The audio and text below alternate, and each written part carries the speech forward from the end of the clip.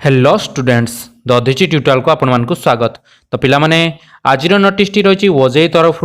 जो पिला माने भी ओजे थ्रो रे काउंसलिंग करिया पय जाउचंती विशेष करी पोस्ट ग्रेजुएट कोर्स रे जो पिला माने ओजे काउंसलिंग करूचंती सेही पिला मानक पय आज इंपोर्टेंट नोटिस टी रही जेहेतु से मानकर फास्ट अलॉटमेंट टी कैंसल हो जाइतिला एवं गोटे नुआ अलॉटमेंट आसी जाइछि से मानकर सेति पय से मानकर किछि रीशेड्यूलिंग हेछि काउंसलिंग रो तो कोन रहिछि नोटिस टी एवं रीशेड्यूलिंग विषय रे कोन सब रहिछि अपडेट से विषय आज में जानिया पय जाउचे। तो समस्त पिला को अनुरोध समस्त चैनल को सब्सक्राइब कर नियंतु एवं पाखर थिया बेल आइकन प्रेस करी ऑल नोटिफिकेशन ऑन कर दियंतु जा फल आपण मान पाखरे ए भली भाबरे इन्फॉर्मेटिव वीडियो गुडी आगर जाय पहुंच जिवो। तो पिला माने देरी न करी देखिबा कोन रहिछि आजकार नोटिस टी। तो नोटिस टी देखंतु ओजे तरफ रहिछि एवं एठी रहिछि नोटिस टी notice for regarding revise schedule of counselling for all post graduate courses माने आपण मानकर जो पोस्ट ग्रेजुएट कोर्सेस जो गुडी सब रहिछि जो गुडी आपनकर एमबीए एमसीए एमटेक ए सब जो कोर्सेस रा आपण मानकर फास्ट अलॉटमेंट टी कैंसिल हे इतला देन आपण मानकर नुवा अलॉटमेंट आसी सारिछि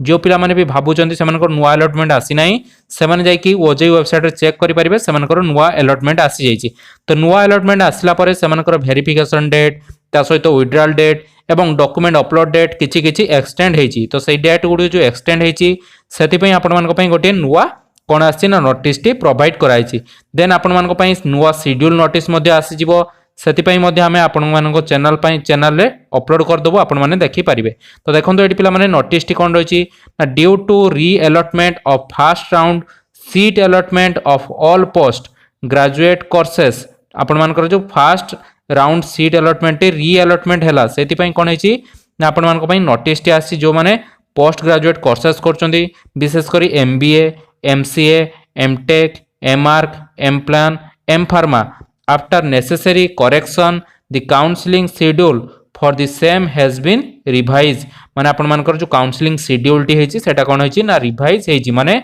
आउटे नुवा काउंसलिंग शेड्यूल आसी जाइछि। तो सही विषय आज रे नोटिस टी रहिछि माने आपण मानकर जेतेले जो फास्ट अलॉटमेंट आसी जाइथिला एवं बहुत सारा पिला माने फास्ट अलॉटमेंट रे सीट पाइ नथिले किंबा बहुत सारा पिला मानकर अलग अलग कॉलेज गुडी आसी जाइथिला। तो सेटा टेक्निकल प्रॉब्लम थिला बा सॉफ्टवेयर रे कुछ प्रॉब्लम थिला सेति पय आपण मानकर अलग कॉलेज सब देखौथिला किंबा बहुत सारा पिलांकर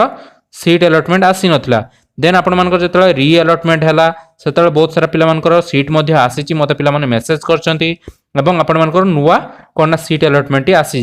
सेति पय आपण मानकर जो शेड्यूल टाइमिंग ता थिला सेटा किछि एक्सटेंड हेछि बा डेट गुडियो किछि मात्रा एक्सटेंड हेछि एटा सही विषय ही नोटिस टी रहिछि। तो देखंतु notified in the OJEE website candidate are advise to take necessary step as per the revise schedule माने रिवाइज शेड्यूल अनुसार आपण माने निज निजर डॉक्यूमेंट वेरिफिकेशन करिवे डॉक्यूमेंट अपलोड करिवे देन आपण मानको फी पेमेंट करिया पय पड़िबो। बहुत सारा पिला माने पचारचंदी सर फी पेमेंट कर देले आमे जदी फास्ट जो कॉलेज पय फी पेमेंट कले पुणी जदी आमे सेकेंड अलॉटमेंट रे आउटे कॉलेज असला ता पय मध्ये हमु कोन फी पेमेंट करिया पय पड़िबो सेमिति नुहे पिला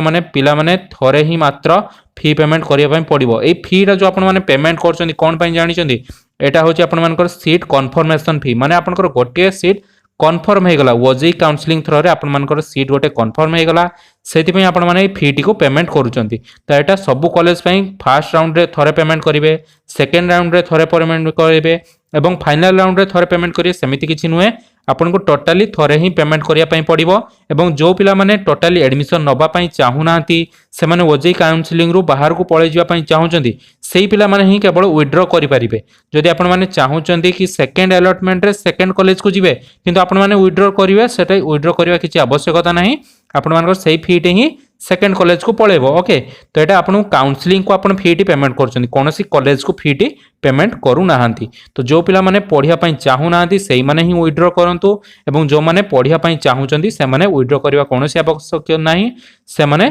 पीटी को पेमेंट करि दियंतु। ओके तो एई भली भाबरे आजिरो नोटिस टी थिला। नेक्स्ट नोटिस रे हमें आपण मानकर जो रीशेड्यूलिंग हेछि सेही विषय रे देखै दबा को दिन को डेट रे आपण माने document verification second allotment third allotment को डेट रे सब रहिछि सेही विषय रे हमें डिस्कशन करबा। तो पिला माने रहिले पुणी देखाबो आउ एक नुवा वीडियो रे सत पर्यंत धन्यवाद।